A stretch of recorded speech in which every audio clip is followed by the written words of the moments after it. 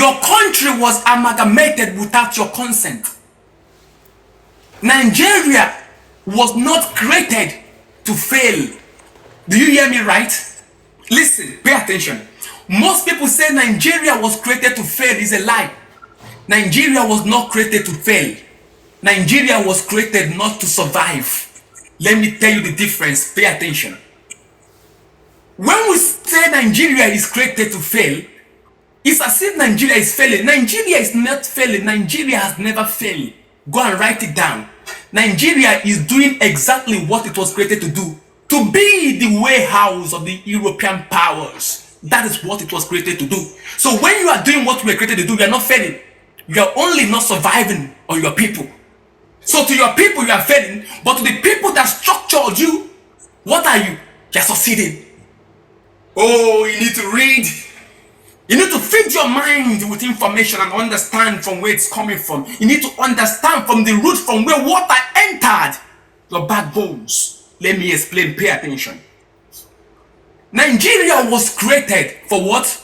For cheap labor. To be governed cheaply. That is why Nigeria was created. Let me tell you, listen. To understand Nigeria, there are 4 historical dates you need to understand. 1914, that is when you are counting from amalgamation. 1914, 1947, 1958, 1953, 1957, and another 1958. Let me explain. Pay attention. You see, 1914 is when you trace antecedent to what Lord Lugard did, which I've explained to you. But let me tell you where it's casted from. Let me tell you, pay attention. To tell you that your country, Nigeria, was not created to survive, do you know what happened? There is something that we call 1947-1958 constitutional conferences. Let me explain those conferences for you so you can understand. Today, what do you have in Nigeria as a constitution? Rigid constitution. What makes a constitution rigid? It cannot be easily amended, right? Good. Who gave it to you? The British colonial system. They told you you have 2 types of constitution. Rigid and flexible. Under rigid you have written, under flexible you have unwritten, right? Okay, pay attention. Let me tell you something that will blow your mind.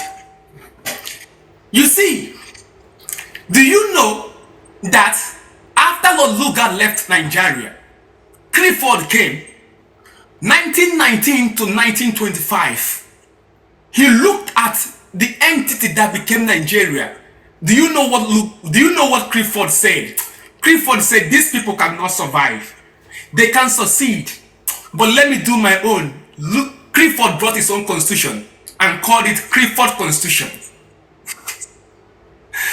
After he left, all the people that came were changing constitutions. That is why you have Clifford Constitution, Richard Constitution, McPherson Constitution, Littington Constitution, Thompson Constitution. Why were they all changing constitution? Why did they not use one? But they told you that you should use only one since 1999. Today they tell you, oh, Nigeria is using 1999 constitution as amended. Amended by who? Amended by who? Why do you think your constitution is called Westminster Model Constitution? Your constitution is being drafted by the colonial masters. That is why you are the product of gunboat diplomacy. Check your dictionary, the meaning of gunboat diplomacy. Gunboat spelled as G-U-N-B-O-A-T and then diplomacy. You will see what I'm telling you. You are the product of Machiavellian manipulation. Exactly. The French did their own for African French-speaking countries, but today we are focusing on English because most of my audience today are Nigerians. Pay attention. The town choir is just getting started. You see, they were changing these constitutions. Why? To fit in their narrative. to fit in what? Their narrative, because they are what? Narratives. Did you get that point? They did those things to change what? To fit in their narrative, because they are narratives. People who steal your own story. That is why I say I refuse to be colonized by the white man. Let me tell you something. Let me just give you a little historical fantasy before I continue. Are you with me? Do you give me that permission, Honorable? Yeah, go ahead. Do you give me that permission? Feel free to tell us what you want to learn anything. For the fact is coming stage by stage, so that we, before you know. I will. But you know, as the ancestors lead, as the spirits lead. Look at this.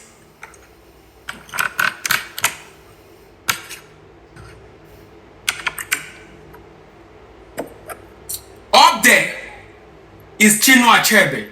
Do you know why I placed him there? Everyone you see on that place, I placed them there because they asked me to. Let me tell you something. Remember where we stopped so that when I come back, we can continue from there. But let me tell you something so that you can open your mind.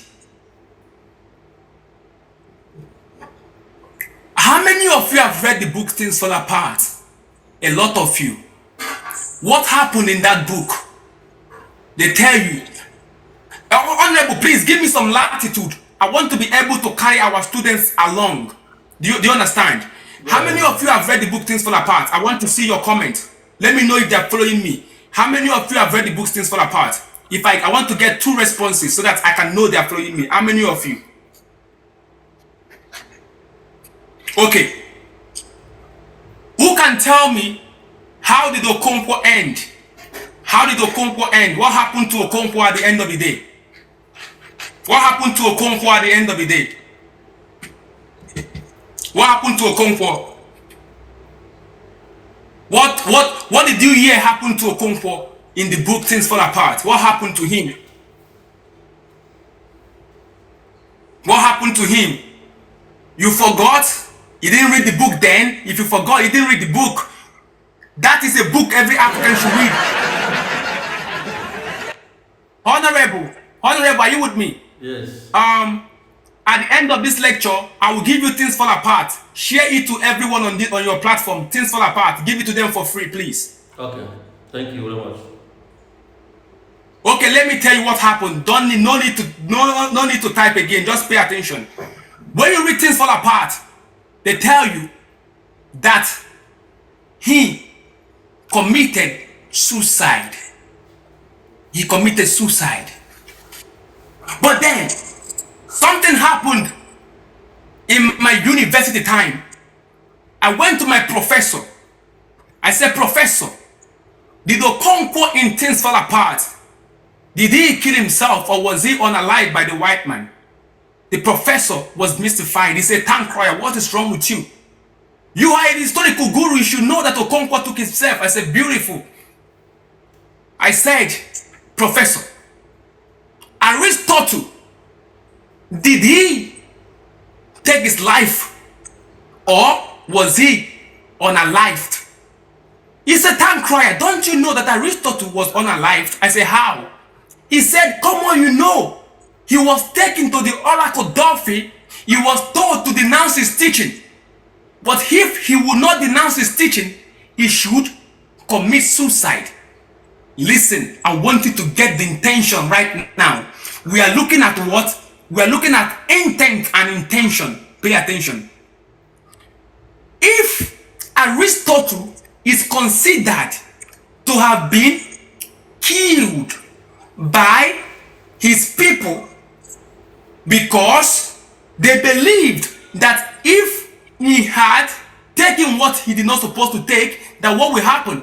That if he denounced his teaching, his students will no longer follow him, but he decided to take his own life. But we see it that abnormal reaction in an abnormal situation is a normal behavior.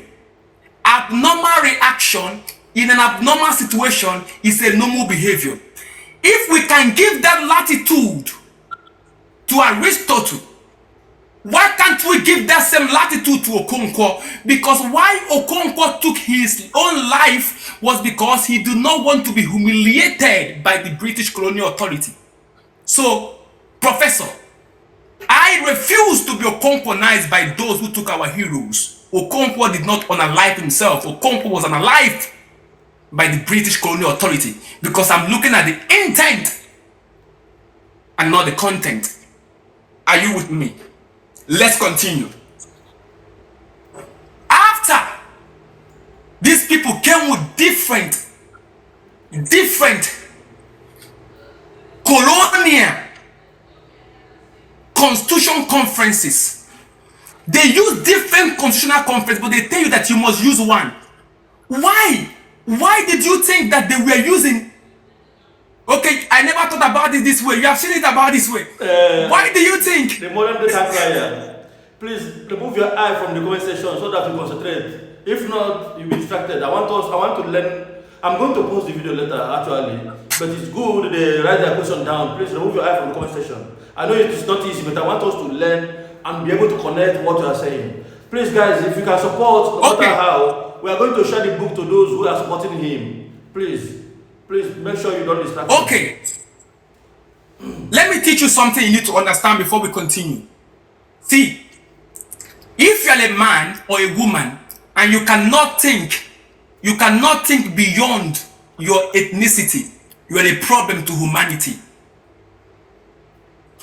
You must train yourself in a way that you can think outside the box.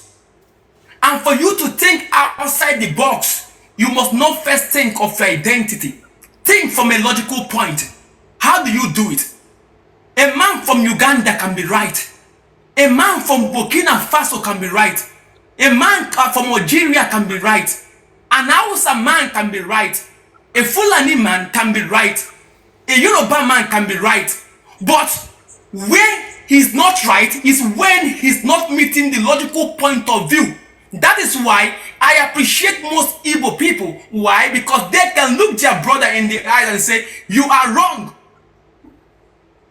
But immediately you start judging a man based on where you come from. I tell you not, you can never understand history because the ancestors cannot reveal to you because your heart is full of hate. There are certain things you cannot learn from a book. When you sleep, the mystical beings come and teach you. Because the universe, God speaks to the man that cares. God doesn't speak to a man that is full of hate. When you are full of hate, your heart cannot be pure. And when you are not pure, you cannot receive from the ancestral plane. Do you understand? You have to understand that your brothers, the people from other ethnic extraction, are not your problem. Your problem is the colonial masters. Let me blow your mind. Let me blow your mind. Why do you think, first, that your constitution is called Westminster Model Constitution? Why do you think that during election, all your leaders first must go to Chatham House? Why do you think all of them go to Chatham House? The last election, your president of today did not honor any media house in Nigeria, but he went to Chatham House. Why? That is where authorization comes from. They are the owner of the country. Don't you understand that you are just tenants? Oh my goodness, they don't understand. You don't really understand what is happening to you. Let me blow your mind. Listen, they must go to Chatham House because they are the caretakers. They need to go to the landlord, who is the Britain, to say, Oga, if you take me, I am going to obey you.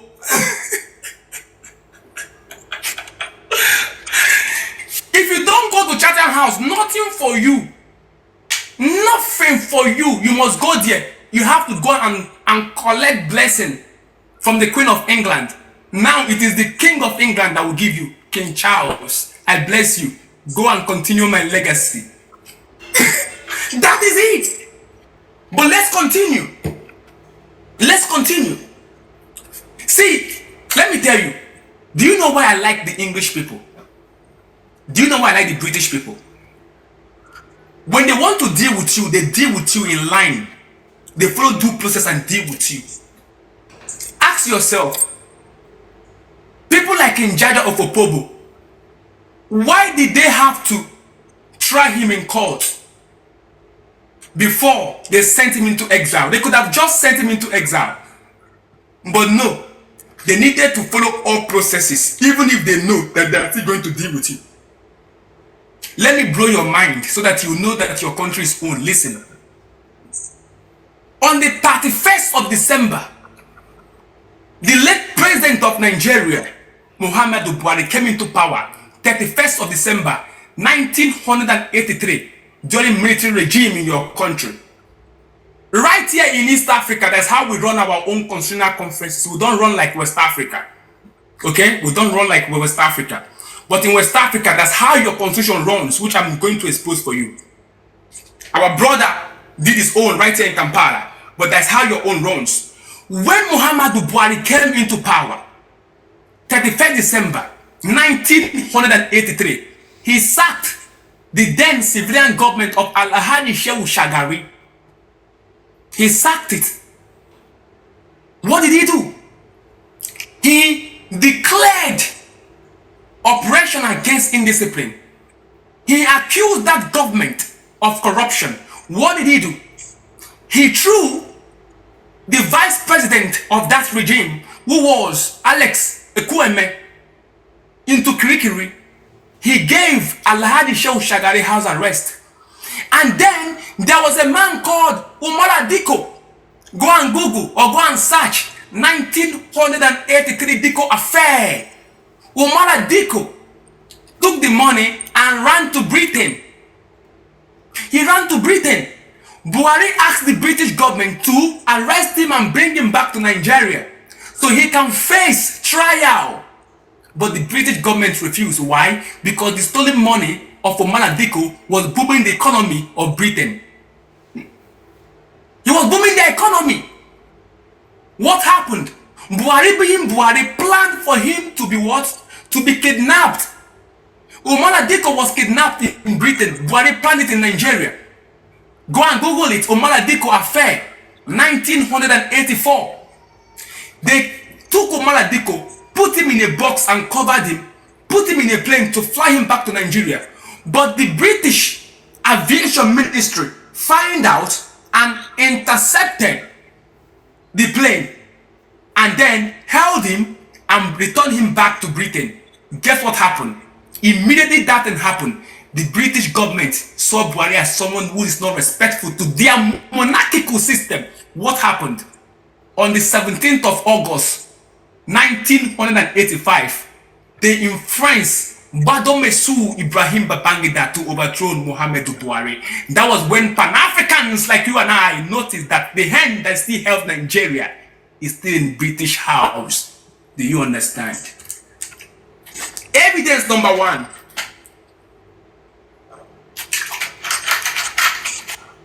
Wow. You see, the British himself tried to warn themselves, because between 1957 to 1958, a whole lot of petitions was written. They said that this country cannot coexist. We ended up bringing people from different diverse to bring together. This thing might not work. But what can we do? To your tent, O Israel. To your tent, O Israel. Because the signs were there. Nigeria experienced a protest, a riot in 1953. Kano riot. Why was it a riot? Why? Because the man who you know as the father of Nigerian nationalism, Abat Macaulay, stood up and said, it is time for independence. The North said they are not ready. The northern part of Nigeria said they are not ready for independence. Will you blame them for not being ready? No, you won't blame them. You won't. That is where most people got it wrong. People blame the North. Why will you blame the North for not being ready for independence? At that point, how many of them were educated? They said, no, we're not ready. We're North. But the South was ready. And the South said, you are jeopardizing our efforts. Do you blame the South for saying that they are jeopardizing their effort? No. So who do you blame? You blame the man who put them in the quagmire. We call it political, historical quagmire. Who put them in that place? The British colonial administration. Most times, you blame yourselves in that contraption called Nigeria. You blame yourself. The Hausa blame the Igbo man. The Igbo man blame the Yoruba man. The Yoruba man blame the Fulani. The Fulani blame the Igala. You all forgot the man who you should blame. He's in Europe. The day his hands removed from your authority, that is the day you'll be free. Oh my goodness, are you not listening? When that prisoner of conscience, MNK, when MNK was in court, what did he tell the judge? He said to the judge, you think the British can tell you to imprison me and you imprison me? Why did he not say you think the president can tell you to? Why did he have to mention the British? The man knows. He knows. So in 1953, there was counter riot. That was a sign that the country wouldn't work. But they went ahead because it was for their own selfish interest. Let me tell you something, my people, my West African brothers and sisters. The day you will get it right in your country, because we all historians knew. Why do you think I keep talking about Nigeria? Nigerians always come to my comment section. You are talking about our country. Why? We know that Africa can only get better when Nigeria get it right. That is why. And for you to get it right, you must stop blaming yourselves and blame those who put you in that political quagmire. You have to blame them, not yourselves. Why do you think at some point MNK started advising the Southwesterners on how to get it right? Because these are your people too. You have to move along with them for you to gain total liberation. Do you understand? Now where they finished you was your army. Honorable, can you still hear me? We can hear you loud and clear, sir. Go ahead. Your army. Pay attention. I'm about to reveal a very deep secret for you. A very deep one. Pay attention. Let me drink some water, please.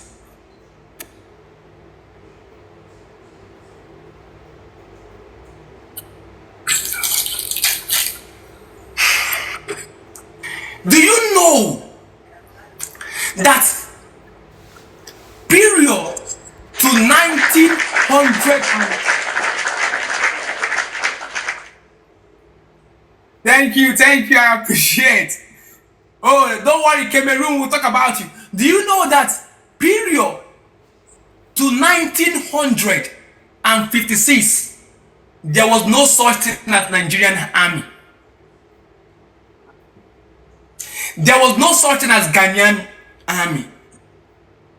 There was no such thing as Gambian army. There was no such thing as the army of Sierra Leone. Why? Remember, these are all English-speaking part of Africa. Let me tell you what they did to you. They knew that a time will come when you will seek for independence. They knew a time will come when you will seek for independence. And if you actually achieve that independence, there was need for that independence to be interrupted. What did they do? Say, oh my goodness, the British are master planners. They have planned 100 years. Do you know what they did? They make sure that there was no such thing as your own indigenous army. Guess what your army was called? Royal West African Frontier Force. Royal West African Frontier Force. That is a group of world holding the entire English West African speaking countries.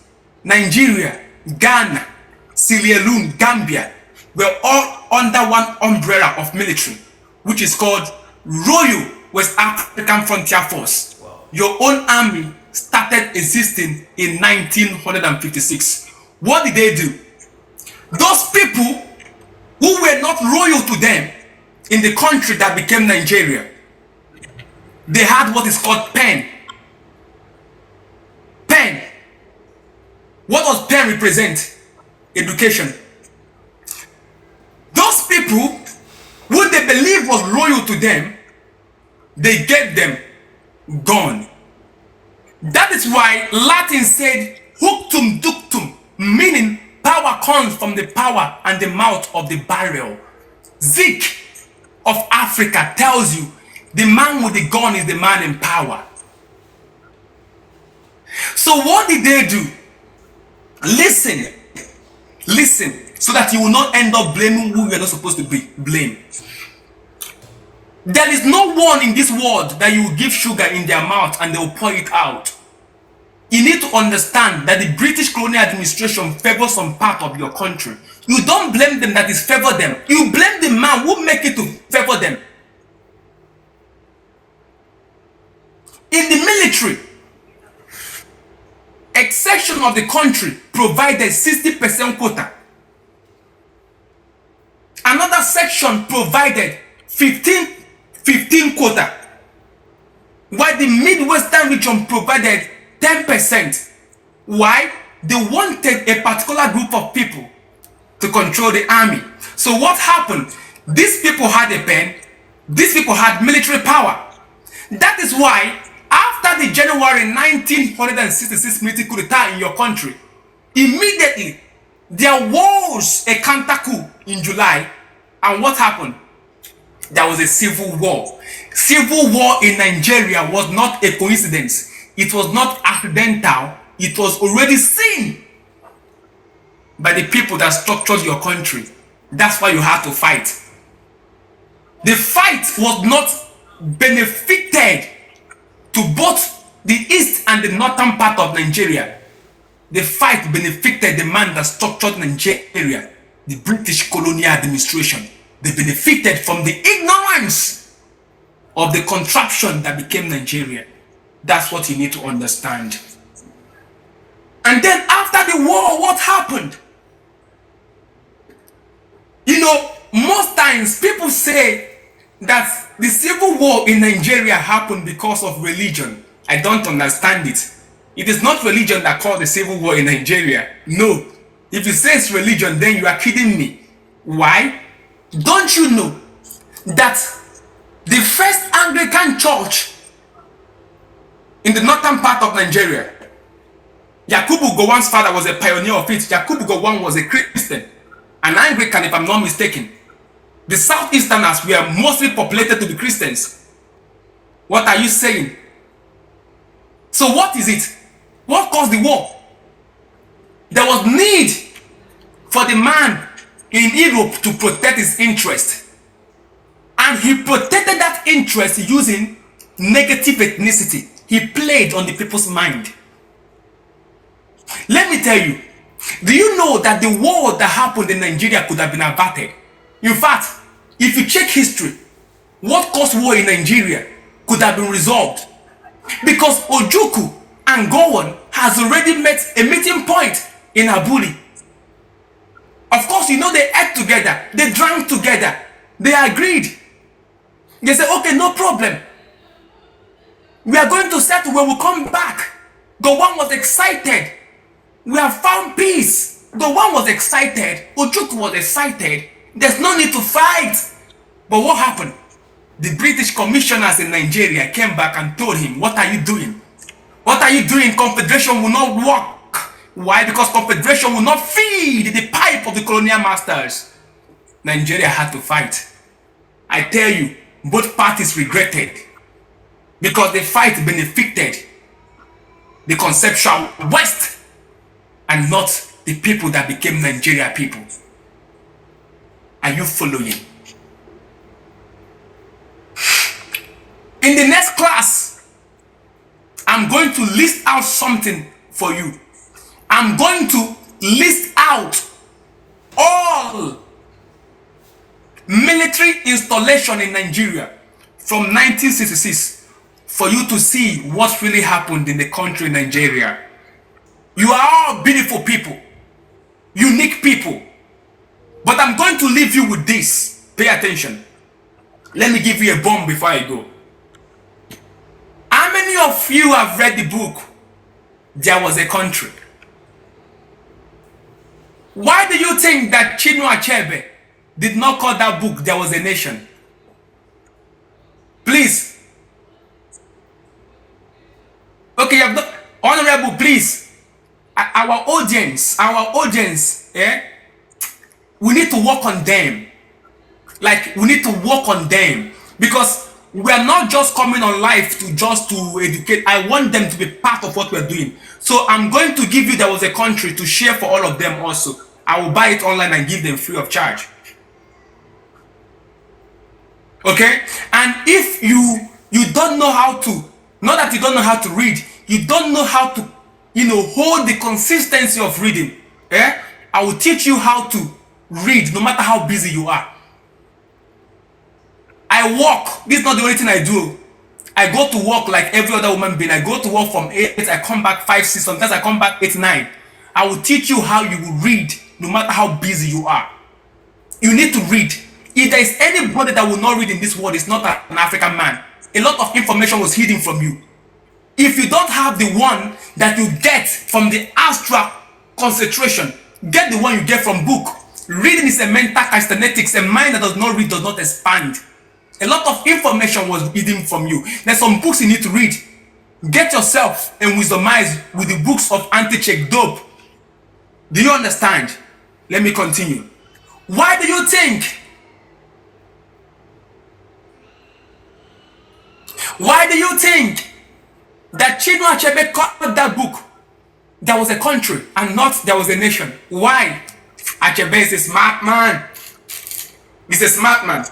And also, please, I want you to also read some of the works of Marian Nine, an Hausa woman from the north. She's also a good writer. Read her work.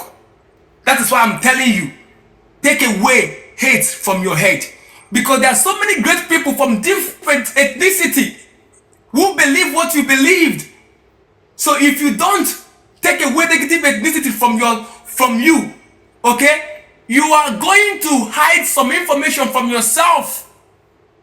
When you have time, visit the eastern part of Nigeria, visit the northern part of Nigeria, visit the west, enjoy yourself. It is Africa, Akebuland. Don't let them put hate in your head. Okay, let's continue. Chinua Achebe called that book There Was a Country and not There Was a Nation. Why? Because Chinua Achebe knew that your country is not a nation. There's a difference between a nation and a country. A country has elements that makes up a country. What is a country? A country simply means a geographical political space with definite, defined borders, with defined population. These defined populations are called citizens. This geographical space also has a machinery that runs it. That machinery is called government. And this government has the ability to govern themselves and to relate with the outside world. These are the elements that makes a country a country. And that is exactly what that contraption, that your entity fits. That is why you are a country. But what makes a nation is that a nation is a geographical location that goes beyond being a political space, but also being a group of people that share similar culture, similar identity, similar heritage, and similar beliefs that are aligned with traditional belief system. That is what a nation is. But that is not what your country exemplified, because in your country you have different nations. That is why your country is the giant of Africa, because the Igbo is a nation, the Hausa is a nation, the Fulani is a nation, the Oduduwa Yoruba is a nation. That is why that phrase Naija no dey carry rust is true, because we cannot defeat a Nigerian in any competition. Why? Because different nation makes up the people. Different nations were brought together to make up a country. Different talent. By the time you compete with an Hausa man, the Fulani man comes. By the time you want to compete with the Fulani man, the Yoruba man comes. The Igbo man comes. And they will defeat you. So you are a mega nation fighting to become a micronation. That is why you are in a quagmire. But let me give you hope. Let me give you hope. Two things I will tell you. For those of you who say, we want to go on our way, we want to go, we don't want to remain in Nigeria, let me teach you what you need to understand. Pay attention. It is not a crime for a man to say, I don't want to belong somewhere again. I don't. It's not a crime. But there are processes. There are what? Processes. Let me tell you something. You are not the only one that said you want to go. In Europe, so many people went on their own. 1960 to 1965, Katanga left on their own. That's why today we have Congo and Democratic Republic of Congo. In 1994, Rwanda had a genocide. Sudan today have South Sudan and Sudan. So your pain is not an Igbo pain, is a continental pain, because that pain is a victim of what? Is a victim of colonial political conflict as a result of inherited colonial border. So what do? We have come to an age in life where when we want to settle disputes, we sit down in a round table as reasonable people. And this generation can sit down on a table and reason like that. So do not think of raising the gun. No, don't. You can't take it. Think of reasoning. It will happen. But you must enlighten the people. That is why we are doing enlightenment. I go to schools and enlighten the next generation. That is why freedom must not come as a result of all the time. No. The biggest weapon you can have is knowledge. Because knowledge makes a man unfit to be a slave. Do you understand? And for those of you who say, no, there is a need for us to be together. I share in your opinion too, in a way, because the African writer Ali Mazrui said, what people say it is the Tower of Babel. Listen, what people, because Nigeria actually looks like the Tower of Babel, a contraption of different people. But you need to understand the words of Ali Mazrui. What people think and say is the Tower of Babel can actually be the Power of Babel, and our difference in culture, mosaic, can be a learning process for the rest of the world. That's when you want to come there. But whichever party you belong, have it one thing. Ozemen. Ozemen. I love you, my people. And I give you your maximum respect from every part of the world that you are watching me. But history suggests that I will call my people first. Algeria, Angola, Benin, Botswana, Burundi, Burkina Faso, Chad, Cape Verde, Comoros, Cameroon, Central African Republic. the Democratic Republic of Congo, the Republic of Congo, Egypt, Djibouti, Equatorial Guinea, Eritrea, Eswatini, Ethiopia, Gabon, Gambia, Ghana, Guinea, Guinea-Bissau, Libya, Liberia, Libya, Kenya, Rwanda, Sao Tome and Principe, Mali, Malawi, Madagascar, Mauritania, Mauritius, Mozambique, Namibia, Niger, Nigeria, Rwanda, Sao Tome, Seychelles, Senegal, Sudan, South Sudan, Somalia, Sudan, South Africa, Tunisia, Togo, Tanzania, which is previously known as Tanganyika, Uganda, Zambia, and Zimbabwe. 54 independent, sovereign African states. I love you, Akebulan. Your modern day Tankwa, the voice of Africa, being hosted today by Honorable Speaker. I tell you, thank you for having me. Wisdom is the principal thing. Wisdom is the principal thing. Yeah. All right, thank you very much. This is like, oh my God, let it not finish, but it is every Friday for 1 hour. So we cannot go without entertaining the questions. So I'll be bringing the people one by one, starting from the people who have appreciated him by gifting him. So please, if you have a question and you know you have gifted him, and before that, Tankraya, you said you are going to tell us why there is South-South, where it's not supposed to be. I think you are postponing that for the next week. Yes. So, for those who gifted him, if you want to ask questions, please, can you send me a request? Somebody like Martin, if you have a question, please, I will bring you up. If you want, please send your request, or just raise your hand and I will pick you up. If you have a question. Okay, the Martin is here. Thank you for gifting him today, Mr. Martin. Thank you for the gift. Thank you. Anyway, good evening, guys. This is one of the best, I can say, like one of the best historical moments I've ever witnessed on TikTok.